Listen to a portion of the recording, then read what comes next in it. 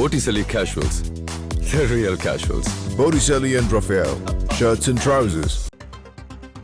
அண்மை செய்தியை பார்க்கிறோம். டெல்லி துணைநிலை ஆளுநர் VK சக்சேனாவுடன் முதலமைச்சர் அதிஷி சந்திப்பு என்ற அண்மை செய்தியை பார்க்கிறோம். ராஜினாமா கடிதத்தை வழங்குவதற்காக துணைநிலை ஆளுநரின் மாளிகைக்கு சென்றிருக்கிறார் டெல்லியின் முதலமைச்சர் அதிஷி.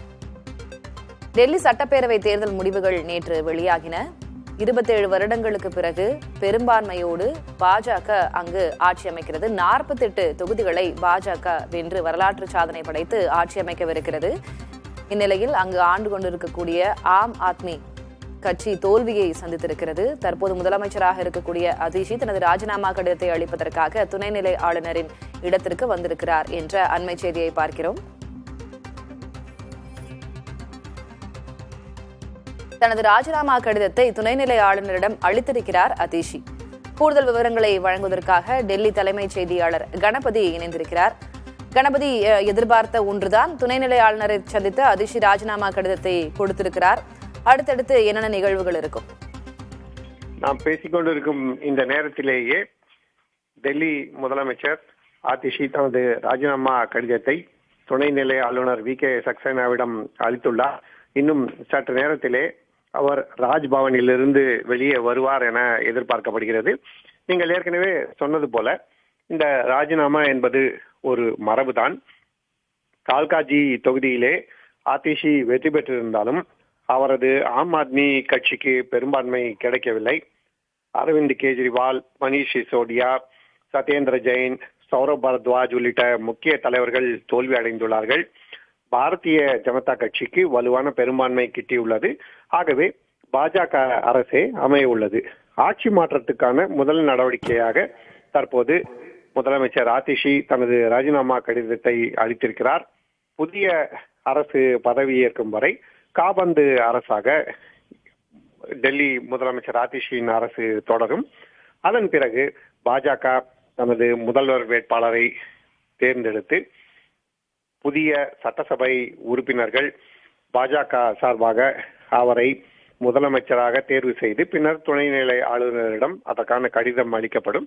அதன் பிறகே அரசு அமைவதற்கான நடவடிக்கைகள் எடுக்கப்படும். இதற்கெல்லாம் 4-5 நாட்கள் ஆகும் என பாஜக தலைவர்கள் பேசி வருகிறார்கள்.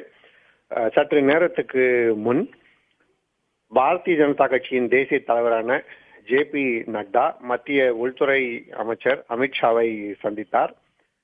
முதல்வரை தேர்ந்தெடுப்பதற்கான பணிகளை எப்படி நடத்த வேண்டும் என்பதற்கான முதற்கட்ட ஆலோசனை இது என சொல்லப்படுகிறது. பல கட்டங்களாக ஆலோசனை நடைபெற்று இறுதியாக பிரதமர் நரேந்திர மோடி உள்ளிட்டோரிடம் ஒப்புதல் பெற்று அதன் பிறகு முதல்வர் யார் என்பது முடிவு செய்யப்படும்.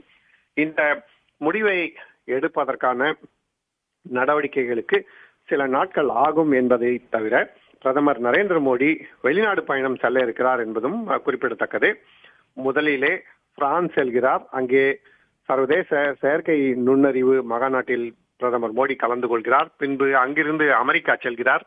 அமெரிக்காவிலே புதிய குடியரசுத் தலைவர் டொனால்டு டிரம்பை சந்திக்க இருக்கிறார். இந்த சந்திப்புகளுக்கு பிறகு பிரதமர் நரேந்திர மோடி டெல்லிக்கு திரும்ப வரும் சூழலிலே முதலமைச்சராக யாரை தேர்ந்தெடுக்கலாம் என்பது குறித்து பல்வேறு ஆலோசனைகள் நடைபெற்று பிரதமரிடம் இறுதியாக யார் பெயரெல்லாம் பரிசீலனையில் உள்ளது என்ற விவரம் தெரிவிக்கப்படும். அதன் பிறகு பாஜகவின் மூத்த தலைவர்கள் கூடி முடிவு எடுப்பார்கள் என எதிர்பார்க்கப்படுகிறது. ஆகவே உடனடியாக பாஜக முதல்வர் யார் என்று தெரிவதற்கான வாய்ப்பு இப்போதைக்கு இல்லை என பாஜக தலைவர்கள் தெரிவிக்கிறார்கள். திலகவதி, ஒருபுறம் அதிஷி தனது ராஜினாமா கடிதத்தை அளித்திருக்கிறார், மறுபுறம் பாஜக அடுத்த முதலமைச்சர் யார் என்பது தொடர்பாக ஆலோசனையில் ஈடுபட்டுக் கொண்டிருக்கிறது. உங்களுடைய விவரங்களுக்கு நன்றி கணபதி.